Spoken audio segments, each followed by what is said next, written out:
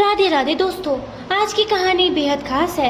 आज हम जानेंगे मीराबाई के पूर्व जन्म के बारे में। दोस्तों, मीराबाई को कभी माधवी, कभी राधा तो कभी ललिता सखी भी बताया जाता है, लेकिन आज की हमारी ये कहानी मीराबाई के पूर्व जन्म से जुड़ी सबसे प्रचलित कहानी है। तो दोस्तों, आइए जानते हैं कि आखिर क्या है ये कहानी और क्यों इस पौराणिक कहानी के अनुसार मीराबाई को पुनः कलयुग में जन्म लेना पड़ा। दोस्तों, एक बार की बात है कि कान्हा के गांव का एक ग्वाला था। यह ग्वाला श्री कृष्ण का सखा भी था। उस ग्वाले का विवाह बरसाने में हुआ। पहले के समय यही होता था कि बचपन में ही विवाह हो जाया करते थे, लेकिन लड़की को ससुराल बाद में भेजते थे।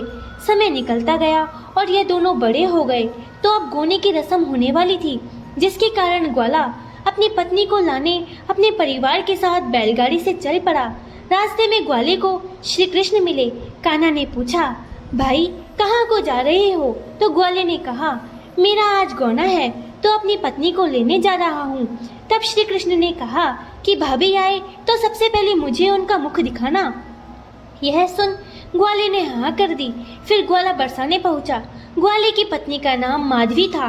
माधवी की माँ ने कहा कि लाली, तू नंदगांव तो जा रही है, पर ध्यान रखना, नंदगांव में एक नंद का छोरा रहता है, कृष्ण। अगर ये कृष्ण तुम्हें कहीं भी गलती से भी दिख जाए ना, तो उसे अपना चेहरा मत दिखाना और ना ही तुम उसका चेहरा देखना।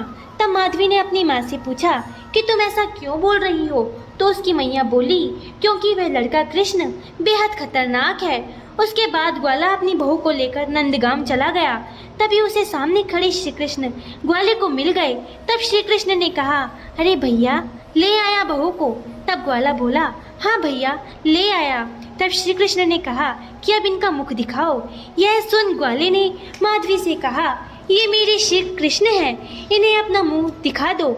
जैसे ही माधवी ने कृष्ण नाम सुना, माधवी समझ गई ये वही लड़का है जिसका मुख देखने से मैया ने मना किया था। माधवी तुरंत सावधान होकर अपना मुख छिपा लेती है कि कहीं श्री कृष्ण पर उसकी नजर ना पड़ जाए। श्री कृष्ण ने माधवी से कहा, अरे भाभी, मुझे मुख तो दिखाओ। पर माधवी अपना मुख मंडल कान्हा को नहीं दिखाती।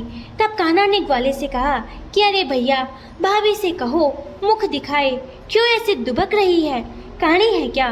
कन्हैया ने खूब कहा, एक बार तो मुख दिखा दो, पर माधवी ने नहीं दिखाया। फिर भगवान श्री कृष्ण ने अंत में कहा कि जा, तू भी क्या याद रखेगी, मैं न कभी अब से तेरा मुख देखूंगा, न ही अपना मुख दिखाऊंगा। जब जब माधवी को यह पता चलता कि श्री कृष्ण आ रहे हैं, तो वह दौड़कर घर में छिप जाती थी। कान्हा जब गाय चराकर वापस आते थे, तो क्या गोपिया, क्या नंदगांव, क्या कोई और ग्वाला, सबके सब कन्हैया को एक टक निहारते थे। तब माधवी दौड़कर उल्टा अपने घर में घुस जाती, अपनी माता की प्रतिज्ञा के कारण।